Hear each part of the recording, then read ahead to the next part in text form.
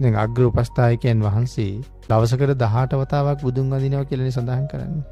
සසරින් මිදිලා ඉන්නේ. සසරින් මිදිලා කියන්නේ සතර අපායෙන් මිදිලා. සිව්පිලි සිඹියා සහිත සෝවාන් වහන්සේ නමක් ආනන්දයන් වහන්සේ කියලා කියන්නේ. දවසකට 18 වතාවක් දෛනිකව භාග්‍යතුන් වහන්සේට වඳිනවා. ඊට අමතරව තව ආපු කෙනෙක් භාග්‍යතුන් වහන්සේ මුණගස්සන්න එක්ක ගියොත් තව පාරක් වඳිනවා. ඒ හරි කැමතියිලු අද දවසේ මාවත් එක්ක යන්න කියලා ආගන්තුකයෝ ළඟට එනවට. යන ගානේ වෙන්නේ. අපි විශේෂත්වයක් නැහැනේ.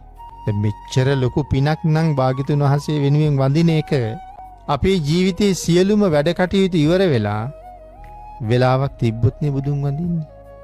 ඒ කියන්නේ අන්තිම තැනට දාලා තියෙන්නේ. වෙලාවක් තිබ්බොත් බුදුන් වඳිනවා. පළවෙනි තැනට තියාගන්න ඕනේ ඒක. පැයක්වත් අරගෙන වන්දනා කරගන්න ඕනේ.